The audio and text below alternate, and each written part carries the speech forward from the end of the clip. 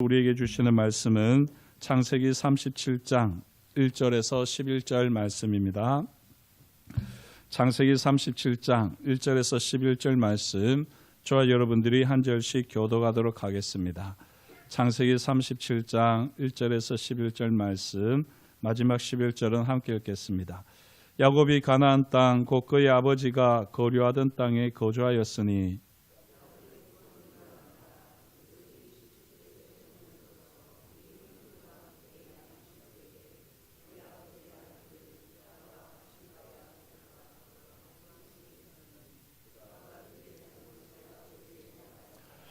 요셉은 노년에 얻은 아들이므로 이스라엘이 여러 아들들보다 그를 더 사랑하므로 그를 위하여 채색 옷을 지었더니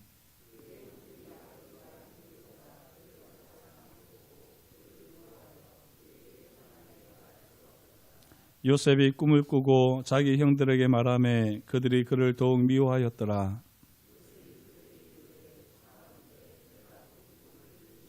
우리가 밭에서 곡식 단을 묶더니 내 단은 일어서고 당신들의 단은 내 단을 둘러서서 절하더이다.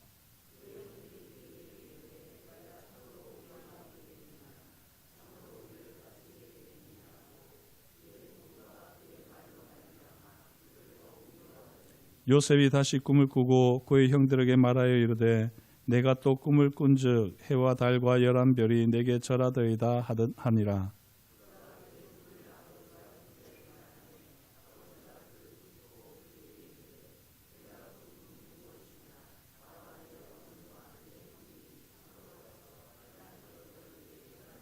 함께 했습니다. 그의 형들은 시기하되 그의 아버지는 그 말을 간직해 두었더라. 아멘. 오늘 창세기 37장의 말씀을 통해서 가족 갈등 편애라는 이 주제를 가지고 함께 은혜를 나누도록 하겠습니다. 속담 중에 모판이 좋아야 벼가 잘 된다라는 속담이 있지요. 벼농사에 성공하려면 무엇보다도 이 모판에 심혈을 기울여야 합니다. 오늘 말씀을 보면 요셉의 이야기가 시작되는데요. 2절에서 야곱의 족보가 이러하니라 말씀합니다. 여기 족보에 해당하는 단어는 톨레도트인데요. 이 톨레도트는 어떤 사람에게서 비롯된 이야기, 그 사람의 후손 이야기, 이렇게 의미가 됩니다. 그러므로 요셉의 이야기지만 사실은 야곱으로부터 시작된 이야기다 하는 것이죠. 그래서 이 요셉의 이야기를 보면서 무엇보다도 우리는 이 야곱을 주목해 봐야지 되고 이 요셉의 모판이 되는, 인생 모판이 되는 야곱의 가족을 우리는 잘 이해해야지 됩니다. 이 나이를 추정해 보면요, 요셉과 야곱의 나이 차이가 몇 살이지요?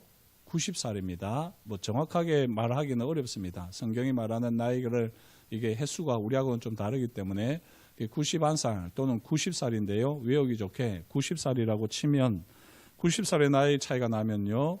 요셉이 17세에 애굽으로 팔려갔다고 치면 이때 야곱의 나이는 얼마지요? 107세가 됩니다. 이처럼 90살의 차이가 나는데요. 오늘 말씀에 야곱이 노년에 얻은 아들이기에 요셉을 더 사랑했다라고 말씀합니다. 하지만 요셉만 늙어서 얻은 아들이 아닙니다. 실제로 야곱의 큰아들 르우벤이요, 르우벤과 요셉이 있는데 이 르우벤과 요셉의 나이 차이가 엄청날 것 같지만 성경을 이렇게 보면서 따져보면 실제로 르우벤과 요셉의 차이는 6살밖에 나지 않습니다. 요셉을 야곱이 90세에 얻었고요. 첫 아들 르우벤을 84세에 얻었습니다. 자, 이렇게 실제로 야곱은요, 모든 아들을 늙어서 얻었습니다. 그렇기에 늙어서 얻은 아들이라서 요셉을 더 사랑한다라는 말은요, 맞지 않습니다. 그럼 성경이 왜 그렇게 말합니까? 성경이 말하는 것을 우리는 잘 이해해야지 되는데 성경이 말하는 것을 보게 되면 실제로 사실 진리를 말하는 것이 있는가 하면 그 사람의 세계에서 말을 하는 것도 있습니다. 그래서 우리가 성경에 말을 했다고 해서 다 그걸 진리로 받아들이는 것이 아니라 이게 하나님의 말씀, 하나님의 관점에서 하는 말인지 아니면 사람의 관점에서 하는 말인지 우리는 잘 살펴야지 되는 것입니다. 실례로 우리가 잘 아는 대로 사울이 하나님의 뜻을 묻겠다고 해가지고 사무엘을 불러들이잖아요. 귀신을 불러들입니다. 성경에 그런 일이 있으니까 우리도 그렇게 해도 되는 것 아니냐. 무당에게 가서 초혼제를 드리고 귀신을 불러서 우리 미래를 물어봐도 되는 것 아니냐. 안 되는 일이죠. 그런 일이 있어서는 안 된다고 성경이 보여주는 거지 그렇게 하라고 성경이 보여주는 일이 아니지 않습니까? 이와 같이 지금 말을 하고 있지만 이렇게 성경이 늙어서 얻은 아들이라서 요셉을 더 사랑한다 말을 하고 있지만요, 이거는 야곱의 생각인 것이지 성경 진리는 아닙니다. 자, 어쨌든 다시 이제 말씀으로 돌아와서요, 이 늙어서 얻은 아들이라서 요셉을 더 사랑한다 하지만 실제로는 모든 아들을 다 늙어서 얻었습니다. 자, 더욱이요, 만약에 진짜 내가 늙어서 얻은 아들이기에 이 아이를 사랑한다라고 말을 하려고 하면 요셉보다 더 늙어서 얻은 아들이 하나 있잖아요. 누구지요? 바로 베냐민입니다. 요셉의 동생 베냐민이 있기 때문에 늙은 것으로 따지자면 제일 늙어서 얻은 아들 베냐민을 더 사랑해야 됩니다. 그럼에도 불구하고 야곱은 베냐민이 아니라 요셉을 더 사랑했습니다. 이만큼요, 야곱의 자식 사랑은 왜곡되어 있었습니다. 나이 차이도 얼마 나지 않는데 유독 요셉만 사랑했습니다. 실제로는 엄마 젖을 물어보지 못한 베냐민을 가장 불쌍한 아이 아닙니까? 그러니까 이 베냐민을 사랑해야지 됨에도 불구하고 야곱은 유독 요셉을 사랑했습니다. 이처럼 야곱의 자식 사랑은요, 왜곡되어 있었는데 여기서 왜 야곱이 그러면은 베냐민이 아니라 요셉을 사랑했을까? 우리는 좀 궁금해지기도 하는데요. 물론 성경은 말을 하고 있지 않지만 가끔 드라마를 보면 그런 경우가 있습니다. 가끔 드라마를 보면은 이 엄마가 아이를 낳다가 죽어버려요. 그러면 아빠가 어떡합니까?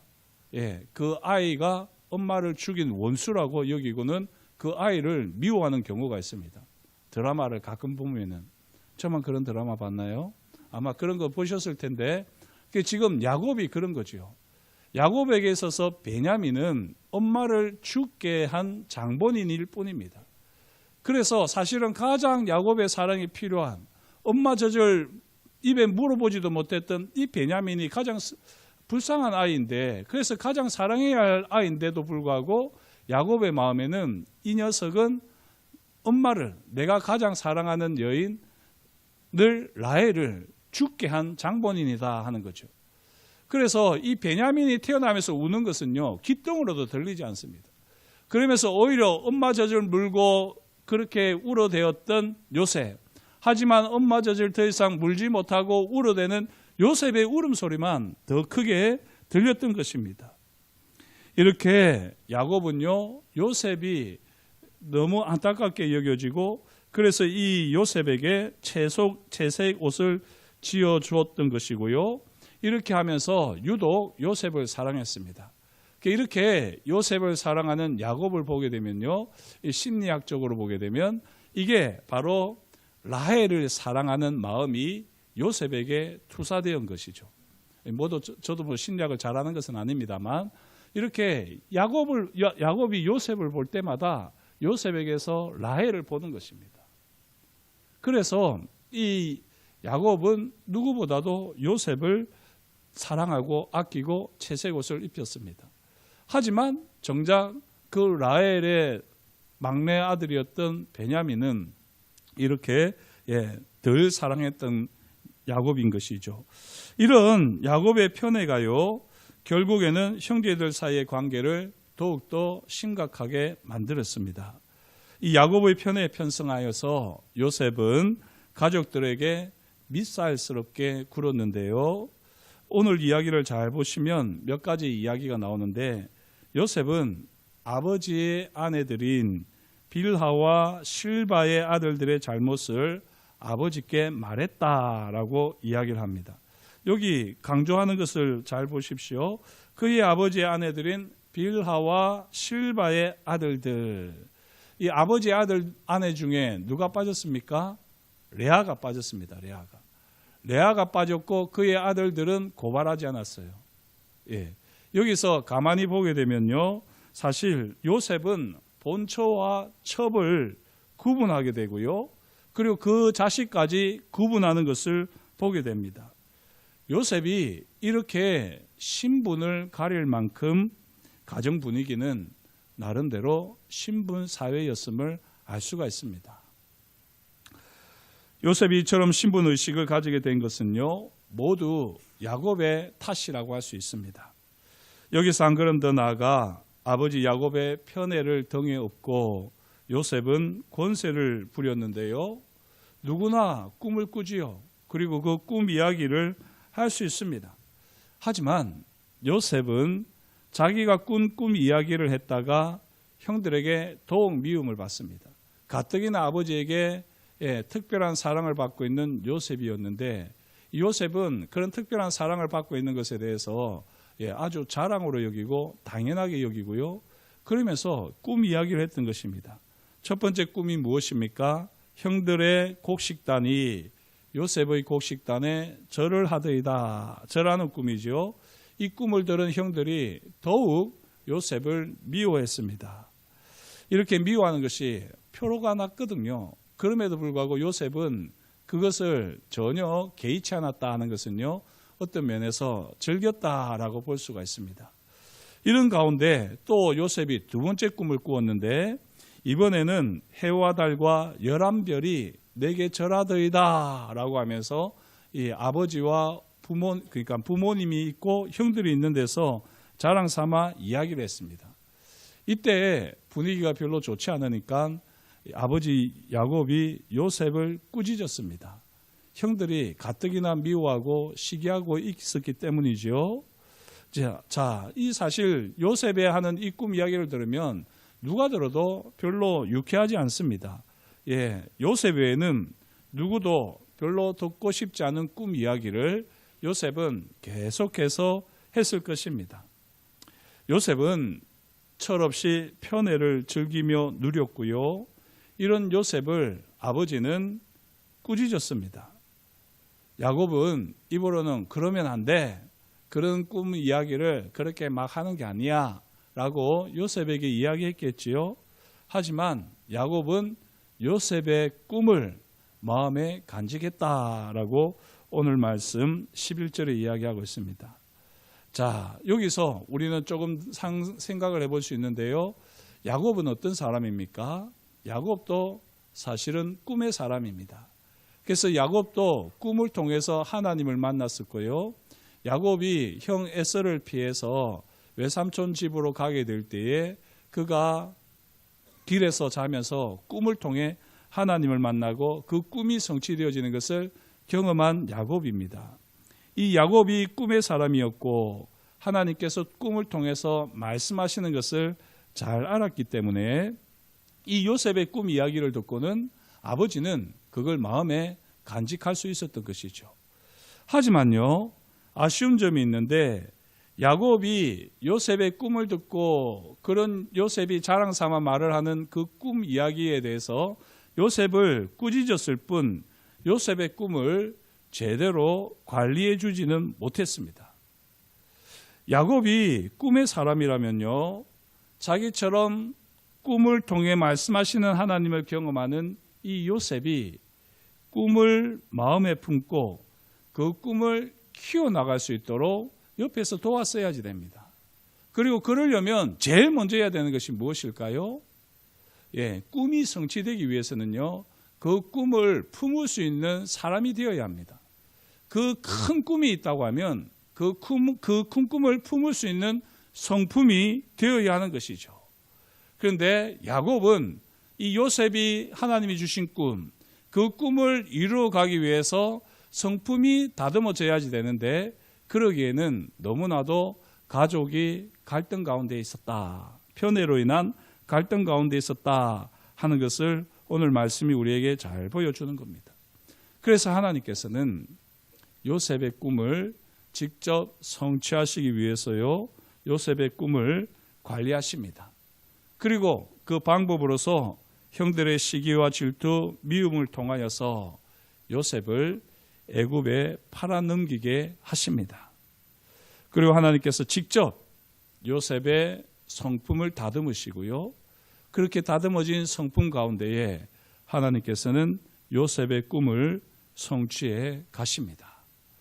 여기서 우리는 이제 깊이 생각해야겠는데요. 요셉이 왜 애굽에 팔려갔느냐? 우리는 세 가지로 정리할 수 있을 것입니다.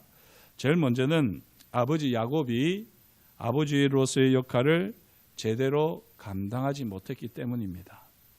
자식을 편애했고요. 자식의 꿈을 함께 꾸고 함께 키워나가는 꿈 관리를 제대로 하지 못했습니다. 무엇보다도 꿈이 성취되기 위해서는 그 꿈을 담는 그릇, 성품이 잘 준비되어야지 되는데 그 성품 관리를 야곱은 제대로 해주지 못했습니다. 형들이 요셉을 미워하고 그 마음이 더욱 커져만 가도록 내버려 두었던 가족 갈등이 더 심해지는 이 야곱의 가족이었습니다. 그런데 이게 전부는 아니죠. 사실 요셉에게도 문제가 있지 않겠습니까? 아버지의 편애에 편승해서 형들의 심기를 불편하게 했습니다.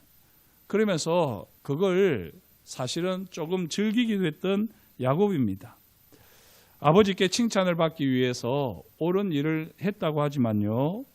그 옳은 일도 가만히 보면 자기 위주의 편파적인 의에 불과하지요. 제가 드리는 이 말씀이 무슨 말씀인지 아시겠죠? 형들이 있는데 형들이 다 같이 잘못한 일을 아버지에게 고하는 것이 아니라 레아에게서 난 형들, 본처에서 난 형들은 쏙 빠진 상태에서 첩의 아들들이 잘못했을 때 그 첩의 아들들만 아버지께 이야기하는 것을 보면 이 편파적인 의에 불과한 이 성품이었던 것을 볼 수가 있고요. 이런 모난 성품이 바로 첩의 아들들의 미움을 크게 쌌던 것입니다. 이 모든 일들이 직접적인 원인이 되어 가지고요. 요셉은 애굽에 팔려갔습니다. 하지만 우리가 이제 큰 그림을 보게 되면 이 모든 일들이 사실은 다 성품을 다듬어서 꿈을 성취하시려는 하나님의 계획이지요. 하나님께서는 가족 갈등을 그 가족 갈등으로 인한 부족하고 연약한 성품까지 사용하셔서 하나님의 뜻을 이루어 가십니다. 지금 당장에는 모든 것이 이해할 수 없는 상처로 여겨지지만요. 그리고 모든 일들이 나의 잘못은 없고 다른 사람의 잘못으로 인해서 이런 어려움과 고난을 겪고 있다라고 여겨지지만요. 우리가 하나님의 관점을 배우게 되면 이제 거기에서부터 우리는 깨닫게 되는 것입니다. 사실 우리가 어떤 고난과 시련과 아픔, 상처 이 모든 것을 이야기할 때 다른 사람의 탓을 돌리기가 참 쉽지만 정직하게 보게 되면 그렇지 않습니다. 우리가 차량 사고도 쌍방과실이라고 그러잖아요. 100%인 것 같은데도 그런 경우도 꼭 상방과실로 해가지고 9대1 이런 식으로 표현을 하는데요.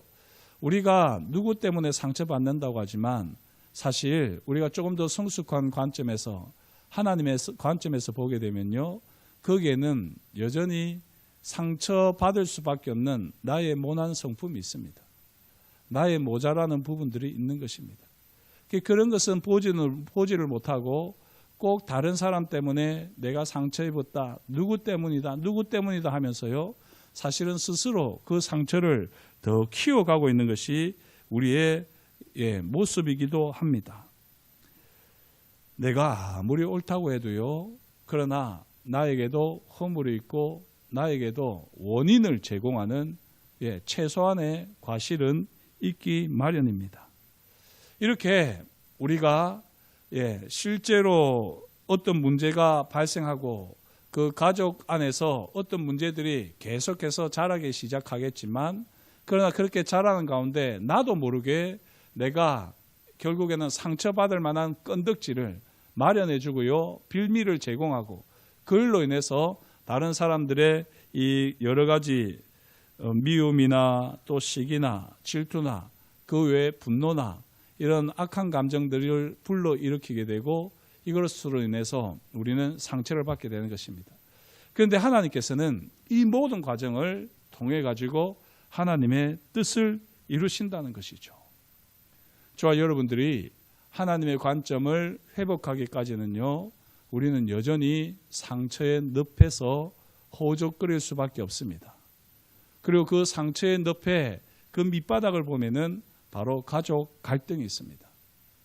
지금 이 요셉도 보게 되면요, 왜 이렇게 요셉이 모난 성품이 되었을까요? 자기는 모났다고 생각하지 않지만 객관적으로 보면 이 요셉은 엄청나게 모가 난 성품인데 왜 이렇게 모난 성품이 되었을까요?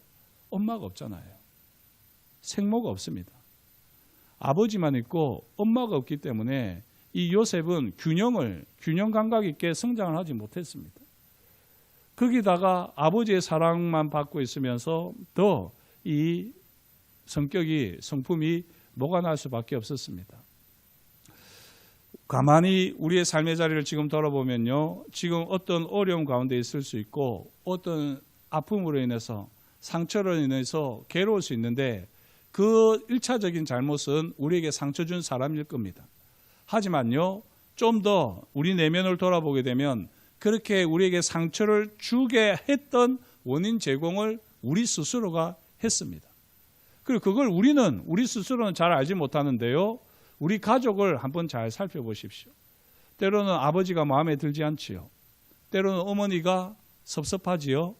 그런 게 사실은 다 나에게 그대로 전수됩니다. 내가 배우는 것이 누구에게서 배우겠어요? 아버지에게서 배우고 어머니에게서 배웁니다.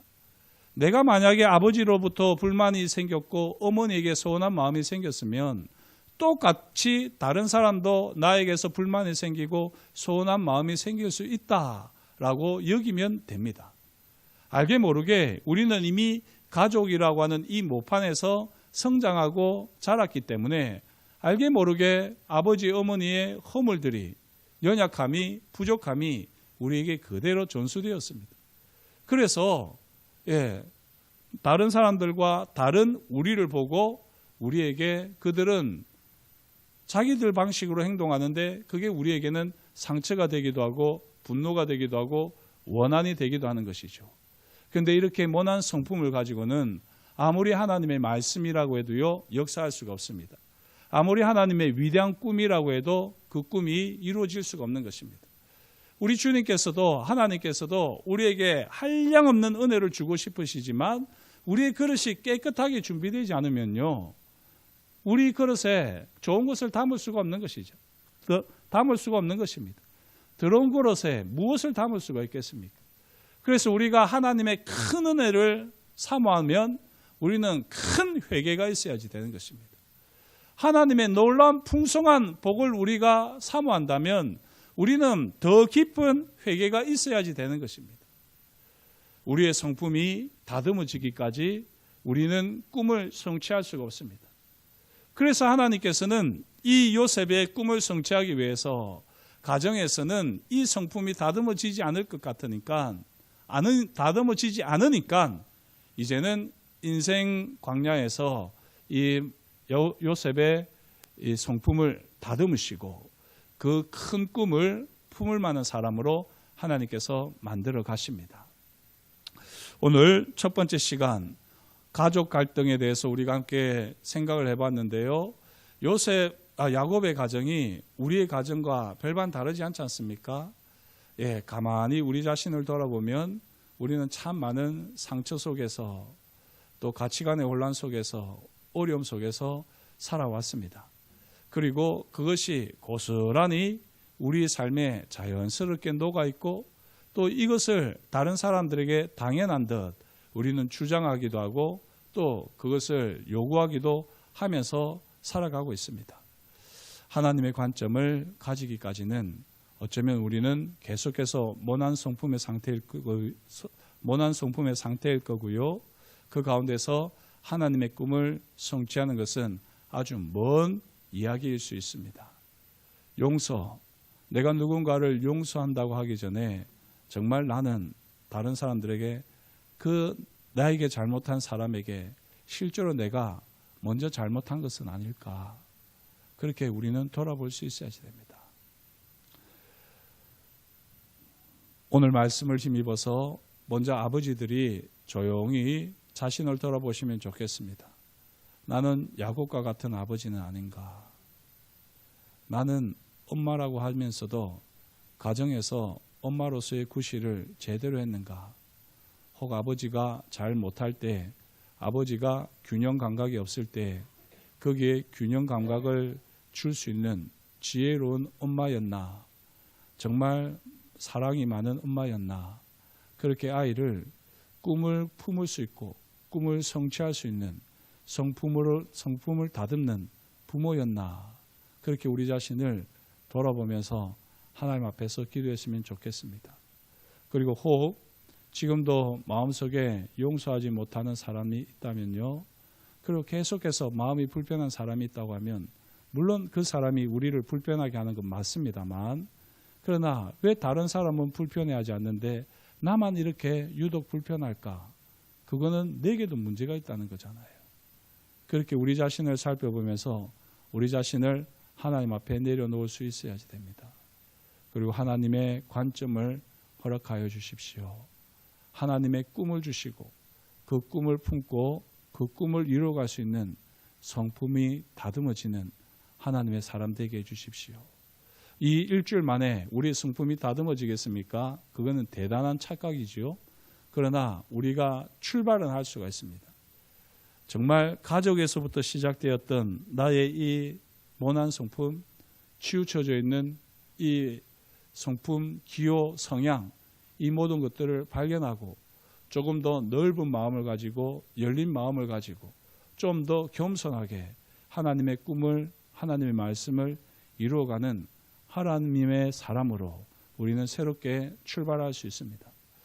저도 오늘 이 말씀을 준비하면서 저희 가족을 쭉 돌아보니까 제가 이 모양 이 꼴인 것은 여전히 가족에게서 받은 영향력이 있더라고요. 그런 영향력이 저도 모르게 나타나고 있고, 그래서 때로는 참 많은 분들을 불편하게 하기도 하고 또 많은 분들을 서운하게 하기도 하고, 그래서 그 일로 인해서 사람들이 하는 행동들이 또 제 마음에는 여러 가지로 불편하게 하고 서운하게 하기도 했던 것을 또 보게도 되었습니다.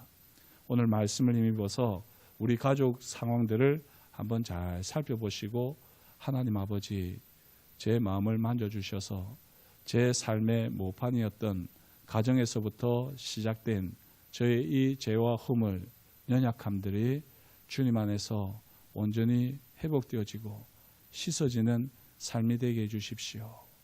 하나님의 말씀이 제 삶에서 역사하는 그런 은혜를 경험할 수 있도록 주님께서 친히 제 삶을 만져주십시오.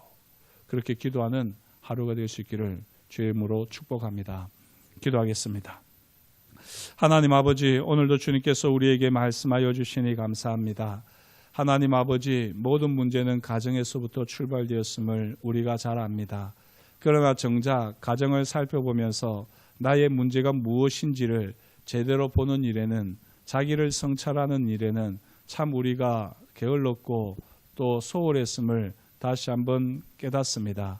하나님 아버지, 이번 한 주간 다른 사람을 용서하기 위해서 몸부림치기에 앞서 제 자신을 돌아보게 하시고, 왜 내가 이렇게 설 수밖에 없었는지, 내가 왜 이렇게 살아갈 수밖에 없는지 다시 한번 오늘 이 시간 가정을 통해서 하나님의 뜻과 하나님의 관점을 회복하는 은혜가 있게 하여 주옵소서. 아직도 용서하지 못하는 아버지, 어머니를 용서하는 우리가 되어지게 하시고, 아직도 용서하지 못하는 우리의 가족들, 나 자신을 용서하는 계기가 마련되게 하여 주옵시고, 아직도 다른 사람들을 용서할 수 없는 이 껄끄러운 감정들, 생각들, 기분들, 이 모든 것들을 바로 알아가는 오늘 하루가 되어질 수 있도록 주께서 우리에게 은혜를 다하여 주옵소서.